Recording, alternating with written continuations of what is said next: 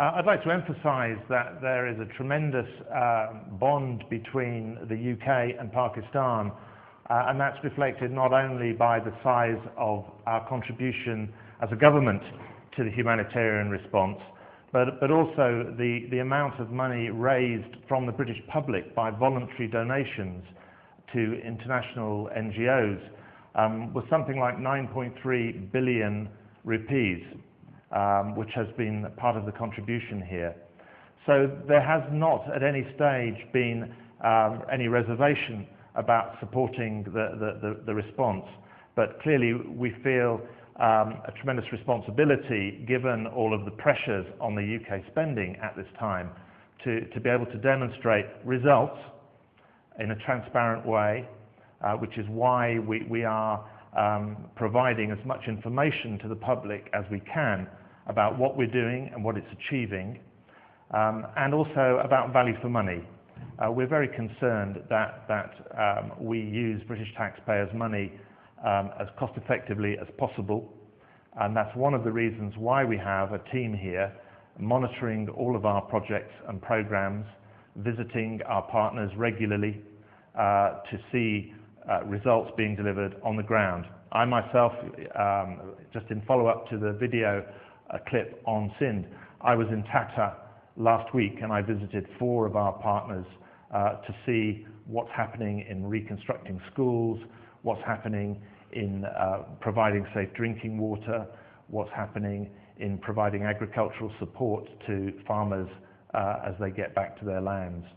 So we are keeping a grip on what is happening with the taxpayers' money, and I must say I'm very satisfied that it is really delivering some very practical assistance to people who really need it.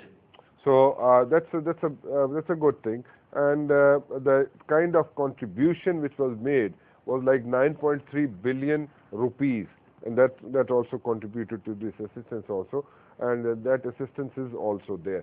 So we really appreciate that you people have responded timely, and you people are like still working on the flood affected areas, and you're trying to make their lives come to normal, and we really appreciate that.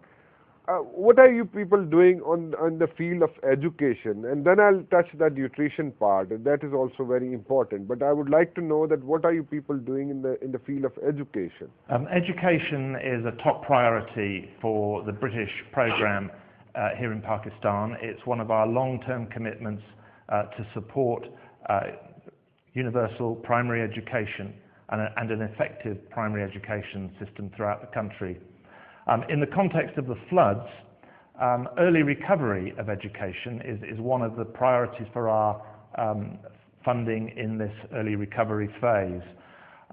We are aware that some 10,000 schools were either partially or totally destroyed as a direct result of the floods, and we want to ensure that children are able to return to learning, to a safe environment in their villages when they return, where they can resume their education as quickly as possible.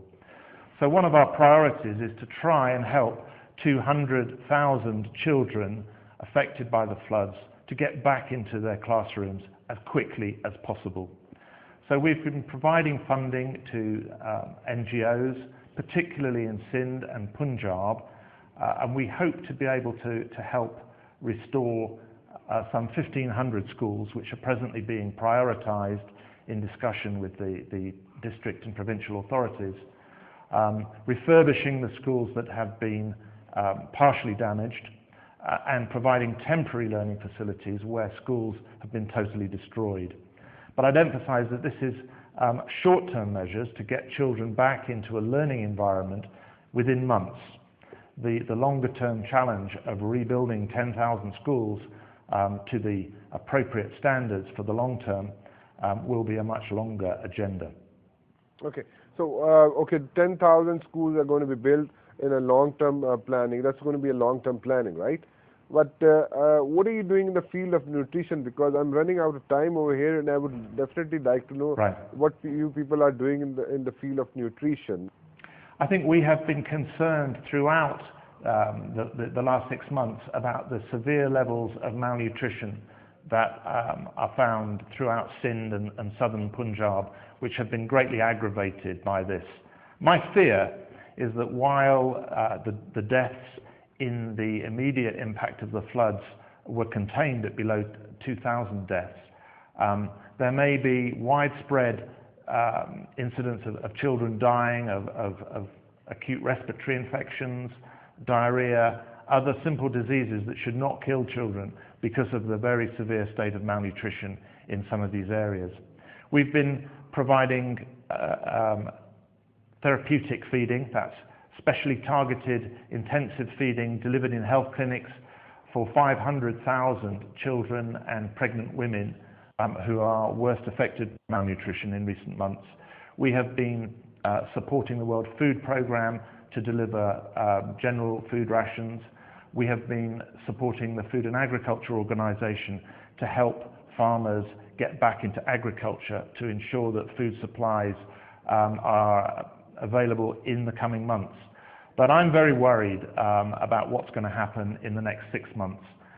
In the next monsoon, we see widespread malnutrition, households with very reduced ability to cope, many areas with land still waterlogged, flood defences still not fully reconstructed, and we see rising inflation, which is impacting on the very poorest families and their ability to buy food. So it won't take a repeat of last year's rains to see problems this year. So I think it's very important that we monitor that situation and do all we can to be ready for any food problems which emerge later this year. So we hope to see that this thing does not emerge again, this diarrhea, dysentery maybe also, and all these health issues, health-related issues, and you are closely monitoring it, and that's a plus point that you're not given up on this thing, and you're still monitoring all these stuff, because in the next monsoon season it can crop up, and you're keeping a close eye on all this situation.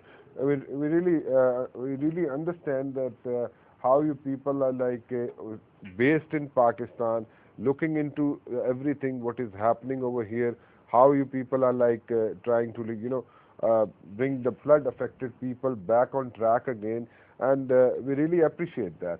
Thank you very much for joining us, John, today. John Barrett, we really appreciate, and we would like you to spend some time in the good restaurants over here in Pakistan also, because this is the third stage now, and this is a recovery stage, and the rescue and the relief part is over, and I think you need a little bit of break, and especially in the evenings, so that you can hit these restaurants and try some Pakistani spicy food. And I would suggest that don't go for too much of spicy food right away. It can create problems, So thank you once again.